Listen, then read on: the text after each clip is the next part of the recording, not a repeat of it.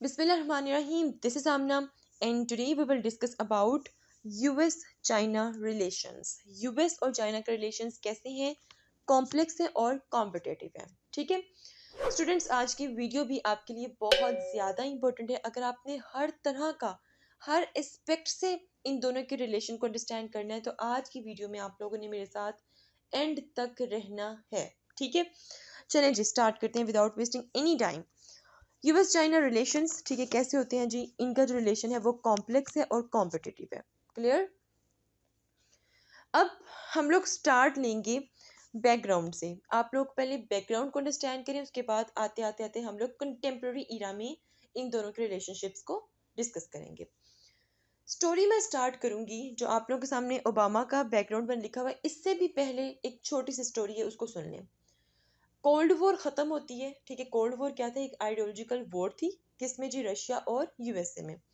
जैसे ही वो ख़त्म होती है तो आपको दुनिया में सिर्फ एक पावर नज़र आएगी और वो थी यूएसए की पावर. ठीक है, तो दुनिया जो उनसे थी वो यूनिपोलैरिटी की तरफ मूव कर गई. मतलब कि दुनिया में सिर्फ एक पावर हमें नज़र आई. ठीक है, और देखते देखते वो सुपर पावर के तौर पे दुनिया में नज़र आना शुरू हो गई. और वो पावर किसकी थी, यूएसए की पावर थी. ठीक है, फिर क्या हुआ, टाइम गुजरता गया और वो स्टेट्स जो कि किसी ज़माने में अंडर डेवलप्ड स्टेट्स थी या डेवलपिंग स्टेट्स थी, उन्होंने मेहनत की. ठीक है, और डिफरेंट पैटर्न्स अडॉप्ट किए और मेहनत करते करते करते करते वो डेवलप्ड स्टेट्स में कन्वर्ट हो गई. ठीक है, और उनमें से ही एक स्टेट यूएसए के इक्वल आकर खड़ी हो गई. और वो स्टेट कौन सी है, चाइना. ठीक है, चाइना यूएसए के बराबर आकर खड़ी हो गई. क्लियर हो गया. और ये चाइना बन गया जी यूएसए के लिए एक थ्रेट. ठीक, अच्छा, अब हम कहानी स्टार्ट करते हैं ओबामा की एडमिनिस्ट्रेशन से. प्रेसिडेंट ओबामा, इन्होंने सबसे पहली डॉक्यूमेंट पॉलिसी दी थी on the emerging threat of rising China in 2012. 2012 में डॉक्यूमेंट फॉर्म में इन्होंने एक पॉलिसी सबमिट करवाई जिसमें इन्होंने वाजिया तौर पर लिखा कि जो चाइना है वो यूएसए के लिए इमर्जिंग थ्रेट है. ठीक है, उभरती हुई एक ऐसी ताकत है जो हमारे लिए थ्रेट बन सकता है. ठीक है, तो फिर उन्होंने क्या किया, एक पॉलिसी डिज़ाइन की ताकि चाइना के इस किस्म के थ्रेट को काउंटर किया जा सके. मतलब यूएसए को नहीं पसंद कि भाई कोई भी उसके मुकाबिल आए. ठीक है, तो उन्होंने प्रेसिडेंट ओबामा ने अपनी जो मिलिट्री है उसको स्ट्रॉन्ग करना शुरू कर दिया. ठीक है, तो उनका मेन फोकस किस पे था, अपनी मिलिट्री को स्ट्रॉन्ग करने पर. इसके अलावा political economic security alliance in Asia Pacific regions. ठीक है, मतलब कि आपको पता है कि साउथ एशिया में अगर हम स्टेट्स देखें तो इस रीजन में जो यूएसए था उसने अलायंस बनाना शुरू कर दिया ताकि ताकि क्या हो कि एशिया में यूएसए की प्रेजेंस रहे और उसकी एक नज़र चाइना पर रहे. ठीक है, कि चाइना क्या कर रहा है, कौन कौन से टेक्नोलॉजिकल एडवांसमेंट आ रहे हैं, हर चीज़ पर नज़र रखने के लिए उसने क्या किया, उसने एशिया पैसिफिक रीजन में अलायंसेस बनाना शुरू कर दिए, दोस्तियां करना शुरू कर दी डिफरेंट स्टेट्स से. क्यों, ताकि उसके यहाँ से ज़्यादा दोस्त निकले और मतलब चाइना की जो दोस्तियां वो ज़रा कम हो जाएं एशिया में. ठीक है, अच्छा, उसके बाद strike a balance between engagement and competition. ठीक है, आपको ये जो मैंने आपको बताया है कि अभी किस तरह ये अलायंस बनाना शुरू किया ओबामा ने, इससे नज़र आया कि जो प्रेसिडेंट ओबामा थे, ठीक है, वो एक तरह का उनकी पॉलिसी में एक बैलेंस नज़र आ रहा था कंपटीशन में और एंगेजमेंट में. ठीक है, तो ओबामा का जो मेन फोकस था वो कहाँ पर हो गया, एशिया पैसिफिक रीजन्स में हो गया. ठीक है, इसलिए उनकी पॉलिसी को पाइवोट टू एशिया बी कहते हैं. ठीक है, मतलब बहुत सी उनका जो टिल्ट था वो एशिया की तरफ आपको नज़र आएगा. ठीक है, इसके अलावा enhance alliance with Asian Nations. ठीक है, मतलब कि एशियन नेशंस के साथ उन्होंने बहुत से अलायंस बनाना शुरू कर दिए. अच्छा, उसके बाद हम डिस्कस करेंगे ट्रम्प की एडमिनिस्ट्रेशन को. अब देखते हैं कि ट्रम्प ने क्या क्या चेंजेस की हैं. सबसे पहली बात, ट्रम्प ने डिक्लेयर कर दिया कि जो चाइना है वो उसका नंबर 1 एनिमी है. ठीक है, ये उसने कहाँ पे डिक्लेयर किया, ये उसने डिक्लेयर किया 2018 में नेशनल सिक्योरिटी स्ट्रेटजी में। ठीक हो गया। अच्छा, अब इसकी टॉप प्रायोरिटी किस चीज़ में थी? ट्रम्प की टॉप प्रायोरिटी ये थी कि जो सिक्योरिटी है, मतलब कि जो मिलिट्री है, उसको स्ट्रॉन्ग किया जाए, रादर देन कि आप अपने अलायंसेस बेहतर से बेहतर बनाओ इंडो पैसिफिक रीजन में। हाँ, उसने अलायंस भी बनाए, ठीक है, ताइवान के साथ बड़े अच्छे ताल्लुकात बिल्ड किए, क्योंकि उनको पता था कि भाई ताइवान पर क्लेम है चाइना का कि वो उनकी अपनी टेरिटरी है, ठीक है। इसलिए बड़े स्ट्रॉन्ग किस्म के अलायंस ट्रम्प ने ताइवान के साथ कंटिन्यू रखे अपनी एडमिनिस्ट्रेशन में। अच्छा, अब अगर हम इस पॉइंट को देखें, इस पॉइंट से हमें नज़र आएगा कि जो अप्रोच थी वो कुछ हद तक, आप कह सकते हैं काफ़ी हद तक, कन्फ्रंटेशनल अप्रोच अपनाई ट्रम्प ने, ठीक है, चाइना के लिए। ऐसा सच कोई यहाँ पर नज़र नहीं आएगा कि पोलाइटनेस नज़र नहीं आएगी, कन्फ्रंटेशनल किस्म की अप्रोच ट्रम्प की आपको नज़र आएगी। अच्छा, इसमें मैं एग्जांपल भी आप लोगों को दे सकती हूँ, जैसे कि ट्रेड वॉर।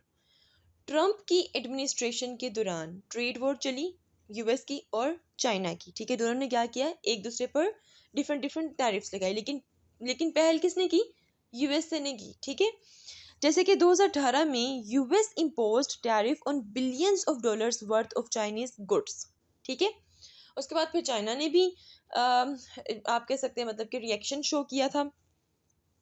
तो एक ये ट्रेड वॉर जो सी थी, ये कोई छोटी मोटी ट्रेड वॉर नहीं थी, ये दो दुनिया की बड़ी बड़ी इकोनॉमी की जंग थी, ठीक है। एक तरह से दोनों की ट्रेड वॉर पूरी दुनिया की इकोनॉमी को इन्फ्लुएंस कर रही थी। दैट्स वाई ये जो ट्रेड वॉर है ये बहुत इंपॉर्टेंट थी, और इस ट्रेड वॉर पे भी इंशाल्लाह मैं बहुत जल्द वीडियो बनाऊंगी। अच्छा, इसके अलावा कन्फ्रंटेशनल अप्रोच आपको यहाँ पे भी नजर आएगी। US strengthen diplomatic relations with Taiwan, Taiwan के साथ बेहतरीन ताल्लुकात ट्रम्प की एडमिनिस्ट्रेशन में उन्होंने किए, ठीक है। क्यों? क्योंकि उनको पता था कि भाई इनका मसला चल रहा है चाइना के साथ, और चाइना के दुश्मनों के साथ हम अपनी दोस्तियां बढ़ाएंगे। अच्छा, उसके बाद Trump administration embraced the free and open Indo Pacific strategy, ठीक है। देखिए, ट्रम्प एडमिनिस्ट्रेशन ने एक स्ट्रेटजी बनाई थी, open and Indo Pacific strategy. अब ओपन इंडो पैसिफिक स्ट्रेटजी क्या है, इसको पहले अंडरस्टैंड कर लें। जो साउथ चाइना सी है ना, आपको ऑलरेडी पता है कि वहाँ पे चाइना जो है वो ट्रेड करता है, और बहुत हद तक उसकी जो ट्रेड है वो वहाँ से गुजरती है। ये ऑलरेडी मैं बहुत से लेक्चर्स की बना चुकी हूँ, दोबारा से रिपीट नहीं करूँगी, वो आप मेरे लेक्चर्स देख सकते हैं। अच्छा, अब जो चाइना है, ठीक है, वो आर्टिफिशियल आइलैंड्स बनाने की कोशिश कर रहा है, एंड एज वेल एज उसके कॉन्फ्लिक्ट्स चल रहे हैं अपने नेबरिंग जो स्टेट्स हैं उनके साथ, ठीक है। अब जो ट्रम्प है ना, उसको ये चीज़ बिल्कुल भी नहीं पसंद। उसको वो चाहता है कि भाई जो चाइना है वो साउथ चाइना सी में अपना इन्फ्लुएंस ना बढ़ाए, इंडियन ओशन में अपना इन्फ्लुएंस ना बढ़ाए, ठीक है। वो कहते हैं कि भाई हम तो free and open Indo Pacific strategy लेकर आए हैं, खुद अपना इन्फ्लुएंस वहाँ पे बढ़ा रहा है, इंडिया का भी इन्फ्लुएंस वहाँ पे बढ़ा रहा है, लेकिन चाइना का इन्फ्लुएंस वहाँ पर नहीं बढ़ाना चाहता, ठीक है। तो ये भी एक तरह का बहुत आप कह सकते हो कि वॉर की तरफ जाने वाला एक सिनेरियो है। अच्छा, तो ये थी जी प्रेसिडेंट ट्रम्प की policy. Now let's discuss about Joe Biden policy, ठीक है। अच्छा, एक बात आप लोगों ने जहन में रखनी है कि इनकी जो पॉलिसी मैं आप लोगों के सामने डिस्कस करूंगी, वो इनकी जो मीटिंग थी G7 कंट्रीज के साथ, और इसके अलावा अलास्का में चाइना और यूएस डेलीगेशंस में जो मीटिंग हुई, ठीक है, उसको सामने रखते हुए जो 3 पॉइंट्स निकाले हैं वो मैं आप लोगों के साथ डिस्कस करूंगी, ठीक है। मतलब उन मीटिंग्स पे उनका मेन क्या पर्सपेक्टिव था, उसको देखते हुए 3 मेजर चेंजेस इनकी पॉलिसी में नजर आएंगी। जरा वो देख लेते हैं। अच्छा, बाइडेन की जो पॉलिसी है to contain China, that is competitive approach, ठीक है, with an emphasis on alliance and international cooperation. मतलब वो एक कॉम्पिटिटिव अप्रोच है, वो चाहते हैं कि इंटरनेशनल कोऑपरेशन अटेन करें चाइना को कंटेन करने के लिए, एंड एज वेल एज वो चाहते हैं कि नए से नए और मजबूत अलायंसेस क्रिएट करते जाएं, मतलब कि मजीद कुछ स्टेट्स के साथ अलायंसेस बनाएं, ठीक है। जैसे कि इस पॉइंट को अंडरस्टैंड करें, 3 मेजर चेंजेस। इसमें सबसे पहली जो बात है, he considered Chinese threat a global threat. ठीक है, उन्होंने चाइनीज थ्रेट को एक ग्लोबल थ्रेट के तौर पर लिया है, इसलिए वो चाहते हैं कि वो पूरी दुनिया के साथ जो बहुत मेन मोस्ट इम्पोर्टेंट स्टेट्स हैं उनके साथ अलायंस बनाएं, ठीक है, ताकि चाइना को कंटेन किया जा सके। To present a united front against China, ठीक है, जब वो अलायंसेस में आ जाएंगे, अलायंस बनाएंगे, तो उससे क्या होगा, सब मिलकर चाइना को इजीली कंटेन कर सकते हैं। ये बहुत ट्रिकी किस्म की इनकी पॉलिसी है, ठीक है। अच्छा, अब अगर मैं बाइडेन की पॉलिसी को कंपेयर करूं ओबामा के साथ और ट्रम्प प्रेसिडेंट के साथ, तो आप लोग देखेंगे कि उन्होंने सिर्फ इंडो पैसिफिक रीजन में ही अपना फोकस रखा, but Biden doesn't want to focus on Indo Pacific region only. वो चाइनीज वो चाइनीज थ्रेट को ग्लोबल समझते हैं, ठीक है, और इसीलिए वो चाहते हैं कि जो अलायंसेस हैं वो बनाए, खास तौर पर नेटो के साथ भी अलायंसेस को एक इम्पोर्टेंट टूल समझते हैं चाइना को कंटेन करने के लिए, ठीक है, स्पेशली विद कनाडा, ठीक है, और इसके अलावा जो बाकी मजीद स्टेट्स हैं नेटो की, ठीक है, उनके साथ, ठीक है। तो अगर आप देखें यहाँ पे आपको यूएस की मल्टीलेटरल अप्रोच नजर आएगी, ठीक है, दैट इज एक्सपेंडिंग फ्रॉम, आप समझ सकते हैं कि narrow Indo Pacific to the entire world, particularly जो यूरोपियन स्टेट्स हैं, ठीक है, जो कनाडा है, जो नेटो वगैरह की स्टेट्स हैं, ठीक है, उनके साथ, ठीक है, मतलब कि उनका जो पर्सपेक्टिव है, उनका जो विजन है, सिर्फ इंडो पैसिफिक रीजन तक नहीं है। उन्होंने कहा कि भाई पूरी दुनिया में जो इम्पोर्टेंट स्टेट्स हैं सबके साथ अलायंस मजबूत करो ताकि सब मिलकर यूनाइटेड फ्रंट एक क्रिएट कर सकें चाइना के अगेंस्ट, ठीक है। तो होपफुली आपके पॉइंट आपको समझ आ चुका है। ओके, अब हम डिस्कस करेंगे change number 2, Biden focus on political and economic alliances not only security, ठीक है। अब जो बाइडेन थे, अगर हम इससे पहले देखें तो जो ट्रम्प प्रेसिडेंट थे उन्होंने बेसिकली अपनी मिलिट्री को स्ट्रॉन्ग करने पर ज़्यादा फोकस किया, ठीक है, और जो बाइडेन है इनका जो मेजर विजन है वो ये है कि ना कि सिर्फ अलायंसेस बनाए जाएं सिक्योरिटी की बेस पे, ठीक है, बल्कि वो कहते हैं कि पॉलिटिकली एंड इकोनॉमिकली भी हमें अलायंसेस बनानी है, ठीक है। अच्छा, अब यहाँ पे आपको एग्जांपल दी जा रही है किसकी जी, B3W की। B3W क्या है इसको अंडरस्टैंड करें, तो बहुत इंपॉर्टेंट पॉइंट है, बहुत ध्यान से सुनना है, ठीक है। अच्छा, जब G7 मीटिंग होती है तो उस वक्त क्या हुआ कि एक नया प्रोजेक्ट साइन हुआ, ठीक है। ये जो प्रोजेक्ट था ये क्यों साइन हुआ, BRI को काउंटर करने के लिए, क्या करने के लिए, BRI को काउंटर करने के लिए।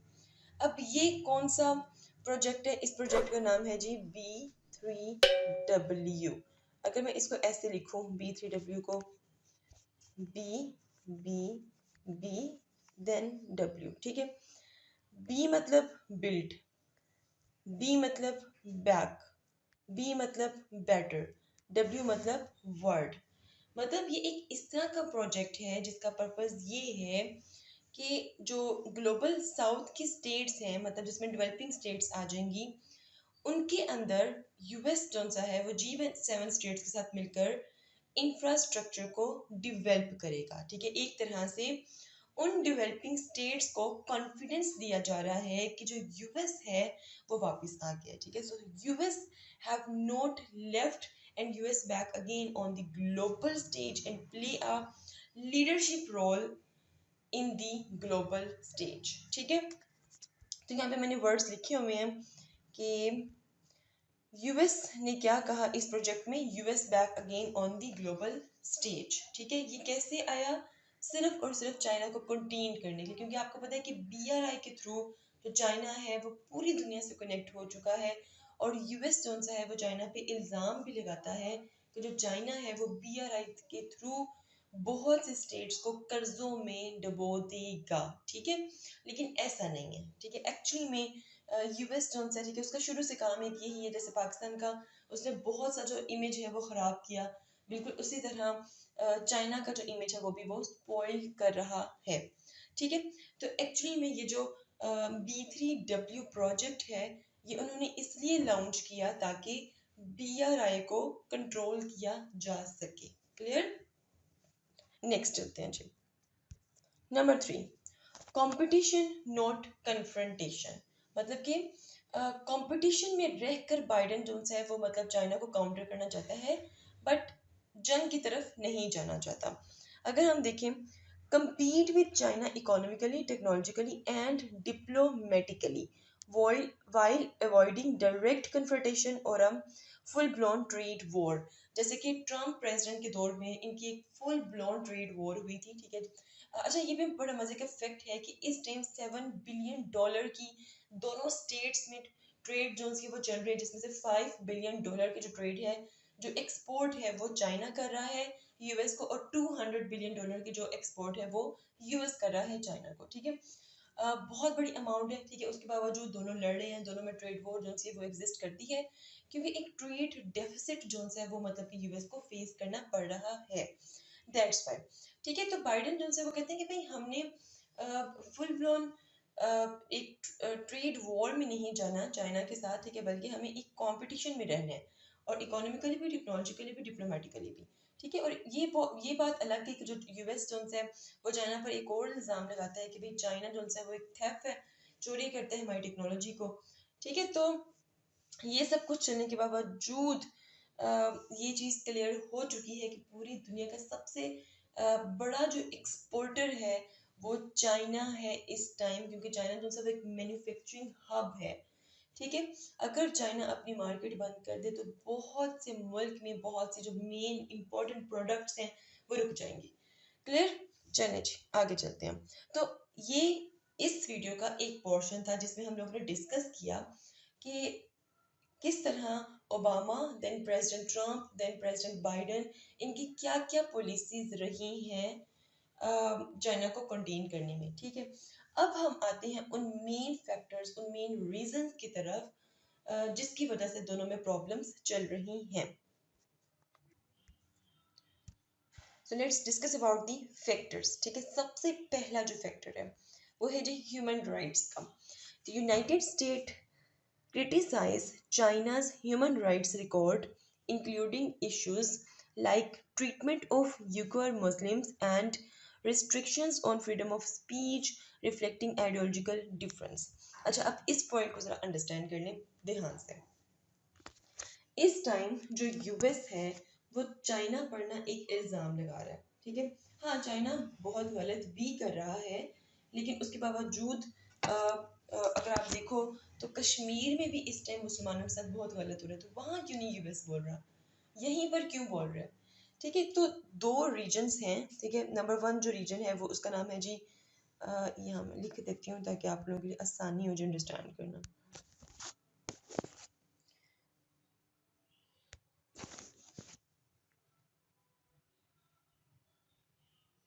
ठीक है, ये एक रीजन आ गया, ये हांगकांग दूसरा रीजन आ गया। ठीक है, तो यूगर्स एंड हांगकांग ये दो रीजन्स ऐसे हैं, इनमें से जो पहले वाला रीजन है, ठीक है, दिस इज इन दी आप ये समझ लें कि साउथ वेस्ट ऑफ चाइना में ये एरिया है। ठीक है, ये रीजन है जहाँ पे मुस्लिम कम्युनिटी रहती है। ठीक है, वो लोग मांगते हैं जी अपना राइट, वो कहते हैं कि भाई हमें यहाँ पे हमारे तरीके से रहने दिया जाए, बट चाइना को क्लैश है, चाइना नहीं रहने देता। ठीक है, और वहाँ पर आप समझें कि मतलब मुसलमानों के साथ सही बिहेव नहीं किया जा रहा। ठीक है, ये एक अलग से टॉपिक है, इसको इंशाल्लाह अलग से डिस्कस करेंगे, यहाँ पर बस इतना अंडरस्टैंड कर लें। अब यूएस क्या कहता है? यूएस कहता है China is violating the international human rights norms and laws in these two areas. ठीक है, चाइना कहते हैं कि भाई जो यूएस कहता है कि जो चाइना है, ठीक है, वो जो हाफ किस्म की मुस्लिम कम्युनिटी है उनकी नस्ल कशी कर रही है। ठीक है, मतलब जो अल्फाज यूएस ने चाइना के लिए इस्तेमाल किए थे वो क्या थे? Repression of Uyghurs is genocide. ठीक है, मतलब कि नस्ल कशी की जा रही है उनकी। ठीक है, जबकि जो चाइना है, ठीक है, उसने कहा कि भाई हम तो ऐसा नहीं कर रहे। ठीक है, और इसके अलावा यूएस ने ये भी कहा कि China is denying the rights of citizens of Hong Kong, और हांगकांग के लोगों की भी राइट्स, जो उनसे बेसिक राइट्स है, फंडामेंटल जो राइट्स है, उनको नहीं दिए जा रहे हैं। ठीक है, तो एक तो ये इश्यूज है भाई इन दोनों में। वो कहते हैं कि भाई आप हांगकांग और ये जो साउथ वेस्ट का एरिया है, ठीक है, यहाँ पे जो मुस्लिम कम्युनिटी है उनको उनके राइट्स दें। ठीक है, तो एक ये मेजर इशू है दोनों में। ठीक हो गया। अच्छा, दूसरा जो पॉइंट है वो है जी जियो पोलिटिकल रिवेलरी का। अगर जियो पोलिटिकल रिवेलरी की अगर मैं बात करूँ तो इसमें सबसे इम्पोर्टेंट जो एरिया होगा वो आपका होगा साउथ चाइना सी। अब इसमें भी जो यूएस है वो कहता है कि चाइना की जो साउथ चाइना सी से रेलिवेंट एक अग्रेसिव पॉलिसी है वो एक्चुअली में यूएस का जो कोर इंटरेस्ट है free and open Pacific policy, ठीक है, free and open Indo Pacific policy, उसको हर्ट कर रहा है। ठीक है, देखिए जो यूएस है, ठीक है, वो साउथ चाइना सी में अपना इन्फ्लुएंस बढ़ा रहा है, ठीक है, एज वेल एज वहाँ पे इंडिया का इन्फ्लुएंस भी बढ़ा रहा है। लेकिन उसको ये नहीं पसंद कि चाइना जो उनसे वो अपना इन्फ्लुएंस वहाँ पर बढ़ाए। क्यों? क्योंकि चाइना की बहुत ज़्यादा ट्रेड वहाँ से होती है, ऑयल की ट्रेड वहाँ से होती है। तो यूएस जो सा है वो चाहता है कि उसकी ट्रेड इफेक्ट हो। ठीक है, लेकिन जो चाइना है वो इस चीज़ को अफोर्ड नहीं कर सकता कि उसकी ट्रेड पे ज़रा सा भी आंच आए। ठीक है, अब यूएस एक और इल्ज़ाम लगाता है चाइना पर, कहता है कि भाई चाइना जो सा है वो आर्टिफिशियल आइलैंड्स बनाकर साउथ चाइना सी पर अपनी जो टेरिटोरियल वाटर है उसको बढ़ाता जा रहा है इलीगली। वो कहते हैं कि भाई ये डिस्प्यूटेड वाटर है और यहाँ पर आर्टिफिशियल आइलैंड्स बनाकर ये सब कुछ नहीं किया जा सकता। ठीक है, दूसरी बात वो कहता है कि भाई जो नेबरिंग स्टेट्स हैं चाइना के, जैसे कि ताइवान वगैरह, जो भी कहते हैं कि उनके साथ जो चाइना है वो नाइंसाफी कर रहा है। ठीक है, इसके अलावा यूएस कहते हैं कि भाई जो इंटरनेशनल नेविगेशन की जो लॉज हैं, ठीक है, जो रूल्स हैं, चाइना उनको वायोलेट कर रहा है। ठीक है, तो यूएस कहता है कि भाई चाइना जो है वो एक असर्टिव फॉरेन पॉलिसी रखता है साउथ चाइना से रेलिवेंट। ठीक है, और असल में जिन आइलैंड्स को चाइना क्लेम कर रहा है साउथ चाइना सी में, ठीक है, और अपनी कैपेबिलिटी बढ़ाता जा रहा है, वो एक्चुअली में डिस्प्यूटेड वाटर में आता है। ठीक है, तो ये भी एक बहुत बड़ा इशू है। इवन कि आप समझे कि एक जंग की फिजा है इस टाइम साउथ चाइना सी में। और इसके अलावा जो चाइना है वो अपनी मिलिट्री जोन से इसको भी बढ़ा रहा है साउथ चाइना सी में। ठीक है, तो ये था जी। अच्छा, इसके अलावा इंडो पैसिफिक रीजन में भी यही सब कुछ चल रहा है। सही हो क्या? ये सेकंड फैक्टर था। थर्ड वाला फैक्टर देखते हैं, issue of intellectual property rights. अच्छा, ये बड़ा मजे का पॉइंट है, इसको जरा बड़े ध्यान से अंडरस्टैंड करना है। इस पॉइंट में जो यूएस है वो चाइना पर चोरी का इल्जाम लगाता है। यूएस कहते हैं कि भाई जो चाइना है ना वो हमारी टेक्नोलॉजी को चोरी करता है। ठीक है, साइबर क्राइम का इल्जाम भी चाइना पर लगाया हुआ है। तो बेसिकली यूएस कहता है China is involve in the technology theft and in the pirate activity. और जो चाइना है वो अपनी जो लोकल इंडस्ट्री है उसको सब्सिडाइज करते हैं। ठीक है, मतलब कि जो वर्ल्ड ट्रेड ऑर्गेनाइजेशन के जो रूल्स हैं उनको वायोलेट कर रहे हैं। ठीक है, फॉर एग्जांपल वो कहता है कि चाइना जो है उसने ऐसे ही नहीं तरक्की की है, उसने एक इमोरल तरीका अपनाया और उसके थ्रू उसने तरक्की की है। अब वो इमोरल तरीका कौन सा? वो कहते हैं कि भाई उनकी इंडस्ट्रीज में जो लेबर्स हैं वो उनसे एक्स्ट्रा काम लेता है, मतलब कि ओवर टाइम लेता है, प्लस उनको जो वेजेस है वो भी कम देता है। इस तरह उसने क्या किया जी, तरक्की की है। ठीक है, वैसे बात सोचने की यहाँ पर ये है कि जैसे भी तरक्की की है कि आपको इतना मसला क्यों हो रहा है। ठीक है, अच्छा, उसके बाद ये जो चीज़ है, यूएस कहता है कि this thing giving Chinese companies a competitive as on the western companies in international market. ठीक है, और इन सारे इल्जामात को चाइना जो है वो रिजेक्ट करता है। चाइना कहता है भाई ऐसा तो है ही नहीं। ठीक है, और जब भी देखिए जितने भी मैं आप लोगों से इश्यूज डिस्कस करूंगी वो यूएस को ही इश्यूज हैं। चाइना से ये मसला, चाइना से ये मसला, चाइना से ये मसला। ठीक है, लेकिन जो चाइना है वो ये क्या कहता है जी, वो मैं आपको वीडियो के एंड पे बताऊंगी। ठीक है, वो बड़ी इंपॉर्टेंट चीज़ है, वो आपने लाजमी सुननी है, इसलिए वीडियो के एंड तक रहे। आज का लेक्चर बहुत बहुत इंपॉर्टेंट है। चलें जी, नेक्स्ट कौन सा इशू है जी? Issue of global hegemony. ये पॉइंट बड़ा मजे का है, आज पूरी वीडियो ही बड़ी मजे की है। अच्छा, इस पॉइंट को अंडरस्टैंड करवाने के लिए ना मैं एक दो फिर से जाऊंगी थोड़ा सा पास्ट में।